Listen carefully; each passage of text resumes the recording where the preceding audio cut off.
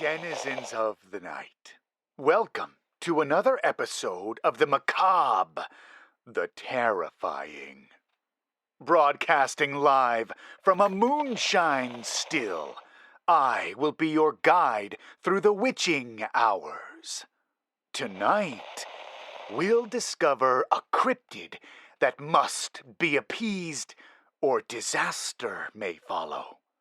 This story is called In the Mountains of Appalachia and is written by Reddit user Visual Sun 9225.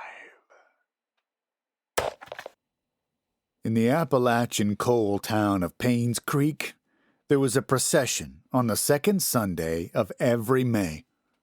Dressed in white robes like ancient druids, the mayor and the Protestant clergyman led 3 bulls, garlands hanging from their necks, down the town's main street and up into the mountains. There, rumor had it, they were offered to the Owl Man, who, if not appeased, would wreak havoc on the small West Virginia town. My dad never believed the legends of the Owl Man. He called it a pagan superstition, and whenever the procession would pass our cramped third-story apartment, he would cross himself and utter a prayer. A native of Calabria in southern Italy, he was a devout Catholic. Every morning before his shift in the mines, he attended Mass, and every night he prayed the rosary. My father and the other immigrants brought in to work the mines may not have believed in the Owl Man, but much of the town, the descendants of the Scotch-Irish and German settlers who had inhabited the mountains and hollers around Paynes Creek since the early 1700s, did, and they knew what would happen if the Owl Man was not appeased. In 1921, 3 years before I was born, the new bridge over the Monongahela River collapsed one summer morning, sending 117 souls on a passenger train bound to Cleveland to their doom. Some blamed the engineering firm for the disaster, but many of the townspeople blamed the Owl Man, claiming he was upset at the scrawny bulls offered to him that past May. When I was 10, the procession only had 2 bulls, for this was during the Great Depression, and times were tough in our little town. My dad laughed, saying that it appeared that the townspeople were slowly gaining some sense. The next morning, for the first time ever, the bulls returned from the mountains alone, their garlands gone. Deep scratches, like those from an owl's talon, ran down their backs. Many in the town were hysterical, screaming that the Owl Man would soon have his vengeance, but my father just laughed at the local superstition. It was the last day of school before summer break when disaster struck. I remember staring at the clock, counting down the minutes till freedom, when I heard several loud bangs. I looked out the window and saw thick black smoke rising from the mine 2 miles in the distance. I and most of my fellow classmates ran towards the door. Our teacher, Mrs. McCune, yelled at us to stop, but we kept running, for nearly every child in the town had relatives who worked in the mines. By the time I arrived at the mine, several hundred people had already gathered outside a hastily erected barricade the police had set up. I remember hearing wailing in several languages: English, Italian, Polish, Slovak, Hungarian, and Ukrainian, as distraught family members cried out for their loved ones. I found my older sister, Maria, who was 14. I asked her if she'd heard any news about our dad or our 3 older brothers. She shook her head.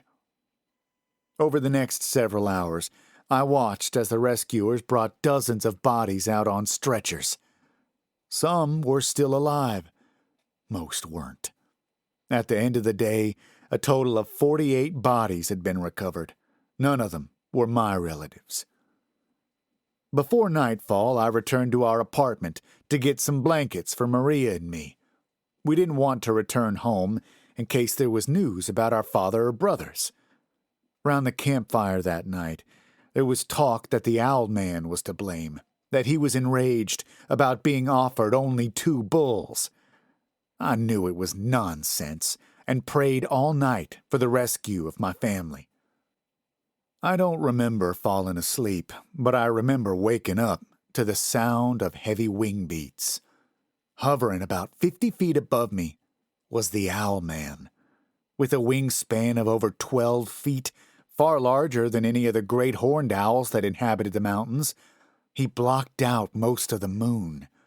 His head was that of an owl, his body human-like, although covered with dark feathers, with sharp talons that reflected the moonlight. As he looked down on me with two large orange eyes, I turned over, convinced I was having a nightmare. The next morning, the first body the rescue crews brought out was that of my dad. His body was covered in a white sheet, but I knew immediately it was him. I ran over to the stretcher and yanked the sheet off. His face was almost burnt beyond recognition, his shirt soaked in blood. In his right hand, he grasped his beloved rosary beads. I took them and put them around my neck. It was all I had left of him. Over the next few days, hundreds of other bodies were recovered, including those of two of my brothers. That of my oldest brother, Giuseppe, was never found. I held out hope, but eventually came to accept he was gone. My mother having died from tuberculosis 4 years earlier, my sister and I, like dozens of others of the town's children, were orphans. We were sent to live at a Catholic orphanage in town. The first day I got there, one of the many nuns asked me what my name was. I told her it was Giorgio. She told me that I was in America, and that my name from now on would be George. I started crying, and she slapped me across my face, the first of many beatings I suffered there. A few weeks after arriving at the orphanage, the mayor came in just before dinner time, dressed in a 3-piece black suit with a matching top hat.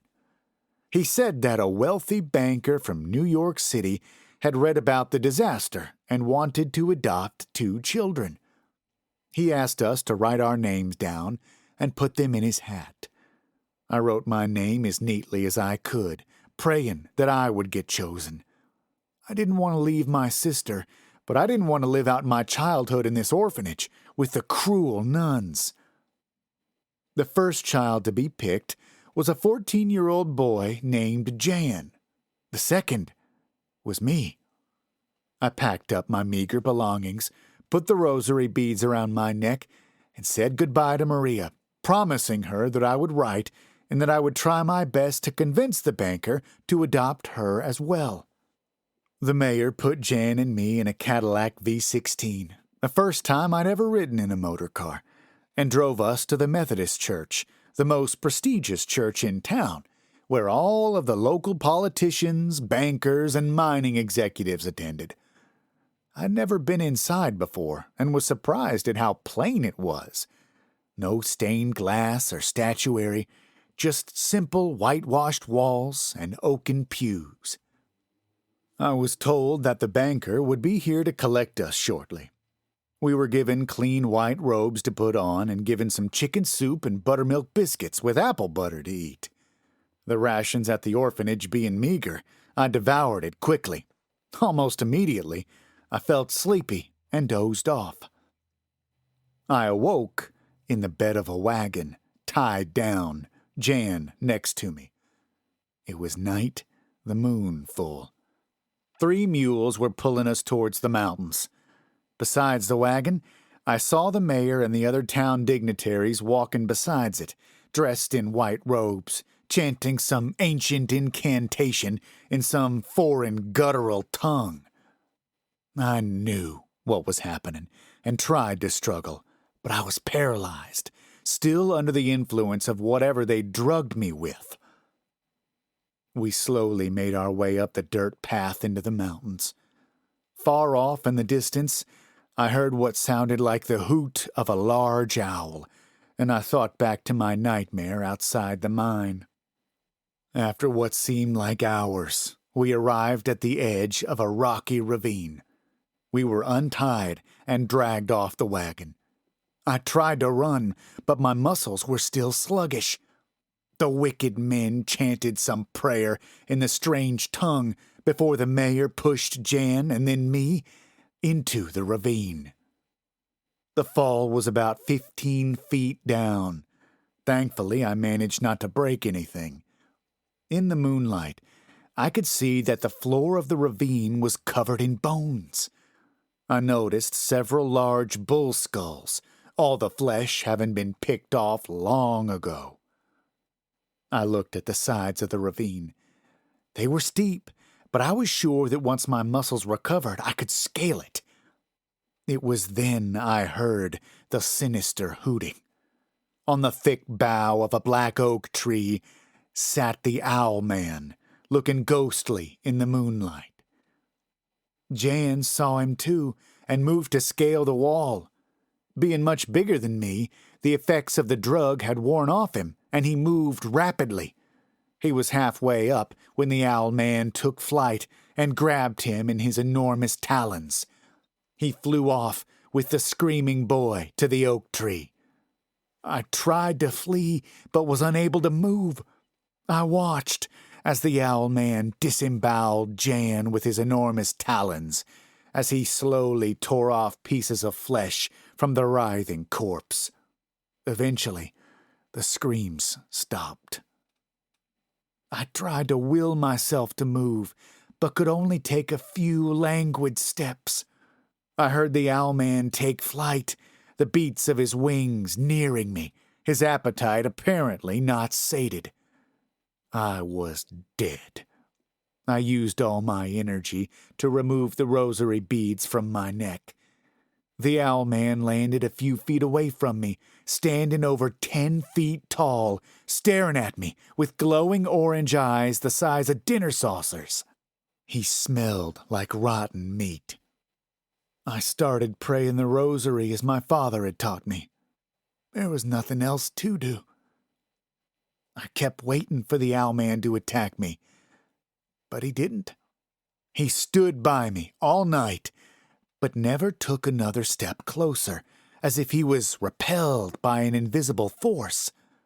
I never stopped praying, even when my mouth was dry as dust, and I thought I could not utter another word. I somehow found a way, for I knew that if I stopped praying for even a second, the owl man would get me. At the first rays of dawn, the owl man finally alighted and flew deeper into the woods. The drug having worn off, I climbed out of the ravine. At the top lay Jan's mutilated body, crawling with maggots. I knew I couldn't go back to town, for if they found out I had survived, they would surely kill me.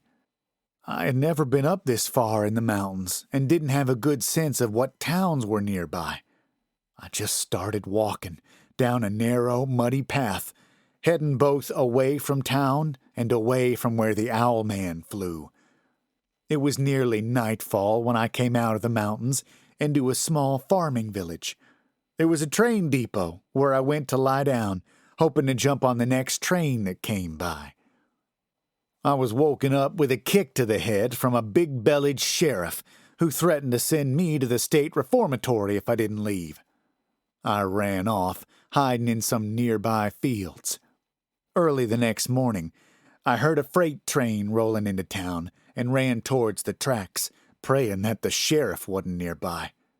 As it slowed at the depot, I jumped into one of the open boxcars. After a few hours, the train stopped in Pittsburgh, where I jumped off. I'd never been to a city before and was amazed at the sheer size of it. I begged on the streets for a few days before I was sent to a group home where I resided for the rest of my childhood. When I was 17, I made the journey back to Payne's Creek in search of my sister, confident that no one would recognize me after all these years. Not wanting to draw attention to myself by asking about her, I went to the town's tiny library and looked through the old newspapers, trying to find a wedding notice or some other clue to her location. After several hours of searching, I found that she'd married a lawyer in Pittsburgh when she was 16, just 2 years after the disaster. I couldn't believe that for all these years, she had just been living a few miles from me. Before I left, I visited the churchyard, nestled in a small clearing near the base of the mountains, and paid respects to my parents and brothers. It was near sunset, and from the mountains I heard loud hooting. That was the last time I ever stepped foot in Payne's Creek. Back in Pittsburgh, I tracked my sister down to a Victorian mansion in the Shadyside neighborhood. A servant answered and told me that there was no work to be found here. I told her that I was Maria's brother, only to be told that all her brothers were dead. I barged into the house and started screaming in Italian for Maria. She came down the stairs wearing just a robe. She stared at me for a few seconds before recognizing me. She hugged me, crying, telling me that she'd been told that I died in an automobile accident. I lied, telling her that the banker who adopted me was a cruel man who beat me every day until I ran away. I never told her the truth. She died a few years back, nearly 100, not knowing the reality of what lurked in the mountains. I never told anyone the truth, until now. I sometimes wonder if the Owl Man still lives. My time is running out. Although I am an old man, I can still shoot as well as I could back in my army days when I won medals for my marksmanship. I have a feeling the Owl Man waits for me in the mountains of Appalachia, that he wants to get his revenge on the boy who got away. I want my revenge, too. Aren't you curious if he ever went out there into the night and found his vengeance? Or if, on some dark mountaintop, the heavy beating of wings can still be heard? If you enjoyed this story, please check out the author's other work in the links below. Don't forget to like this video and hit the subscribe button. And remember, don't fall asleep. Oh, wait, don't turn that dial. I almost forgot. This is a double feature. Denizens of the night, welcome to another episode of the macabre, the terrifying. Broadcasting live from the shadow of a cursed holler, I will be your guide through the witching hours. Tonight, we'll hear the story of a young boy whose family gets the unfortunate attention of a witch. This story is called When I Was 5, I Met the Witch of Blackberry Hollow. Written by Reddit user VisualSun9225. I don't know my birthday. The date on my ID card, July 3rd, 1922, was invented by an Army enlistment officer when I told him that I didn't know how old I was. I'm sure my ma knew, but she died before I could ask her. I'd imagine it was written down in the family Bible, but that was destroyed in the fire. As for my pa, I don't recall him ever being sober enough to remember, if he ever knew at all. Certainly never got no cakes or presents growing up. I don't think I'm over 100, but regardless, I don't have much time left. There's a story that I need to tell before I pass on. A story from when I was very young. Better start at the beginning. I was born in the Smoky Mountains on the Tennessee-North Carolina border in a place called Blackberry Hollow. I was the youngest of 3 children, had a brother named Jack, and a sister named Mabel. Would have certainly been more children, but my ma died giving birth to her 4th, along with the baby, a girl named Sarah. We had a small farm, about 40 acres or so. Planted corn mainly, along with some turnips, potatoes, and greens. Kept a few hogs and dairy cows, too. Weren't prosperous by any means. No one in the valley was. Wasn't easy farming on account of the rocky soil, but we did all right. Not from farming. My pa was too drunk most of the time to properly tend his fields. But he did tend his still, hidden back on an isolated mountaintop, so no revenuer would ever find it.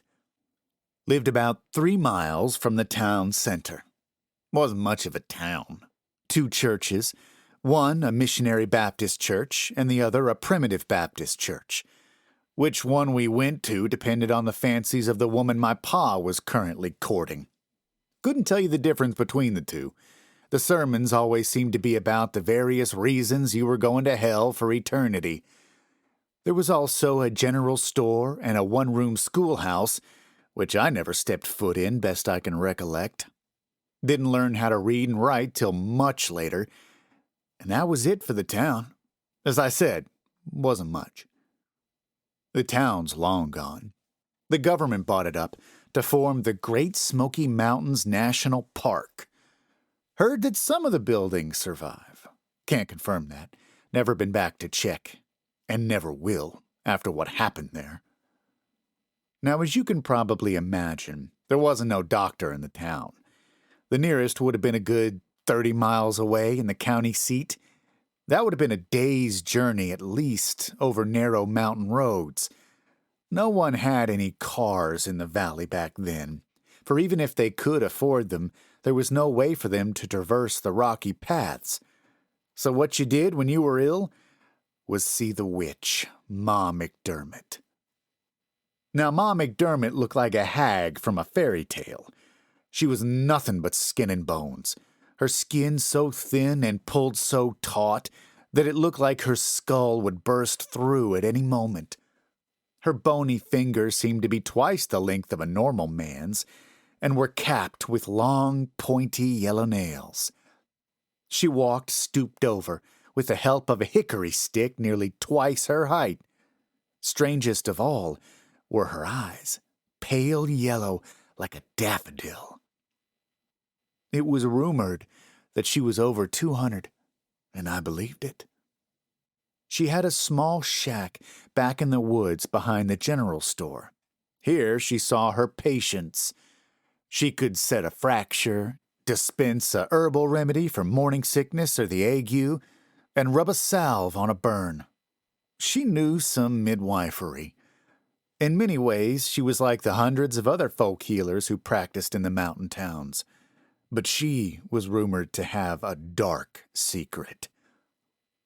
There was an abandoned grist mill deep in the woods, probably about 5 miles from the family farm.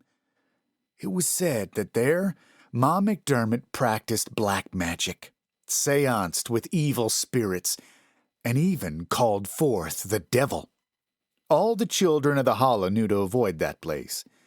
My pa, who, given his near-constant state of inebriation, didn't teach me much of nothing, warned me multiple times to avoid the old mill. And I listened, until one night. It all started the day my brother Jack died.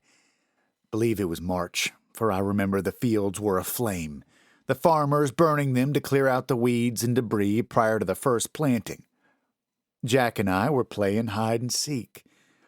I was still counting down when I heard screams coming from the silo. I ran over and saw Jack up to his waist in grain, his arms flailing, being sucked down like it was quicksand. A few seconds later, he was completely submerged. My pa told me to run to a neighboring farm to get some help. He, along with 3 other men, spent hours scooping out the corn until they pulled out my brother. His body looked so peaceful, like he was asleep. But even as a young boy, no more than 5 or 6, I knew he was dead. I never recall seeing my pa cry, but he was clearly grieving. He became catatonic, lying in bed all day, not getting up except to get more whiskey. It was up to Mabel and me to feed the hogs, milk the cows. We should have been plowing, getting ready to plant, but we were too young to do that by ourselves. Finally, about a week after the accident, my pa finally got up. I remember riding into town dressed all in black. Don't remember the service, but I remember the burial. As the preacher man was reading some psalm, I heard footsteps behind me. I looked behind and saw Ma McDermott standing right behind me, grinning from ear to ear like a madwoman. Before I could scream, she vanished into the thin air. Later that afternoon, I decided to go fishing, hoping to get the image of the witch out of my mind. Just had a little bamboo pole, but I was determined to catch a nice big rainbow trout and bring it home for dinner, hoping that it would cheer Pa up. I fished for hours, going downstream further than I ever had. All I got was a few nibbles. I sat back empty-handed, taking what I thought was a shortcut through the woods. The darkness snuck up on me, and I soon realized I was hopelessly lost. The temperature was dropping rapidly, as it does in the mountains, and I had on just a thin coat. I kept walking aimlessly, praying that I would find my way, when, in the distance, I saw a little bit of golden light. I ran towards it. As I got closer, I realized it was an old mill, the big water wheel having split right in two. Freezing, I began to run to the door, when what I saw through one of the windows stopped me in my tracks. Propped up in a chair was my brother, the top of his skull cleanly sliced off and set down on a long wooden table in front of him. Also on the table were various vats containing chemicals of different colors, copper wires running between them. Floating in one of them was a brain. Presiding over this macabre spectacle was Ma McDermott. I tried to run, but my body was paralyzed. I watched Ma McDermott remove the brain and set it back into my brother's skull. Nothing happened for several seconds, but then, suddenly, my brother's eyes opened wide. But they weren't his eyes. They were demon eyes, devil eyes. Somehow they radiated evil, pure evil. Ma McDermott looked up at me, the same grin on her face that she had at the burial. She started cackling. I ran. I didn't know which direction I was headed. I just ran.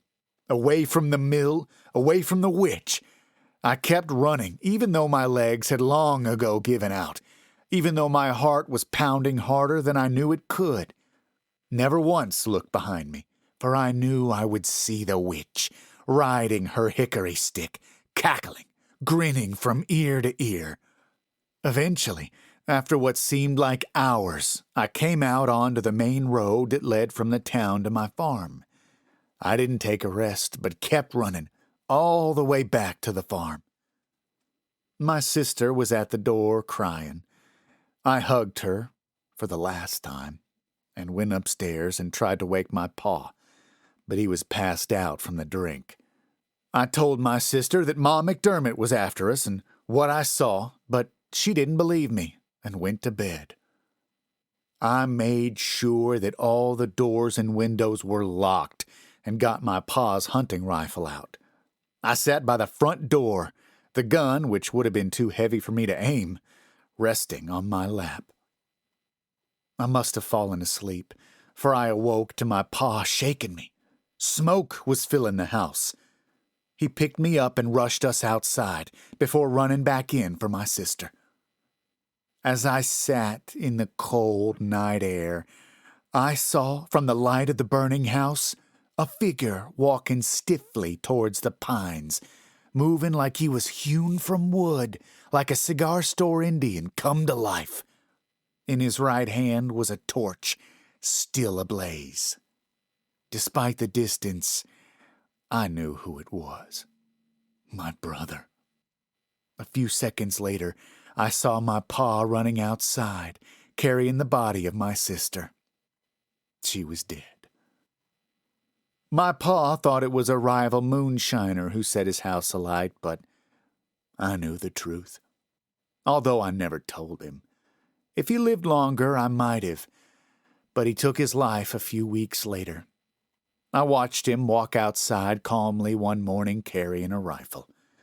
I watched as he put it in his mouth and pulled the trigger. I was sent to live with one of my pa's brothers, who was the foreman at a textile mill in Asheville. For years I had nightmares that Ma McDermott, or my brother, or what was once him, would show up in the night at my windowsill to snatch me away. But they never came. For my whole life I've wondered, what was Ma McDermott doing with my brother's corpse? What her motive was? I've never come up with any satisfactory answers. I just hope that when my time comes, I'll be in heaven with my ma and pa, with Jack and Mabel and little Sarah. I pray every day that I will not end up in hell with the devil and with Ma McDermott, the witch of Blackberry Hollow. It's hard to imagine a fate worse than having your life destroyed by the corpse of a family member. Always looking over your shoulder, expecting to see their twisted visage come to finish the job. If you enjoyed this story, please check out the author's other work in the links below. Don't forget to like this video and hit the subscribe button. And remember, don't fall asleep.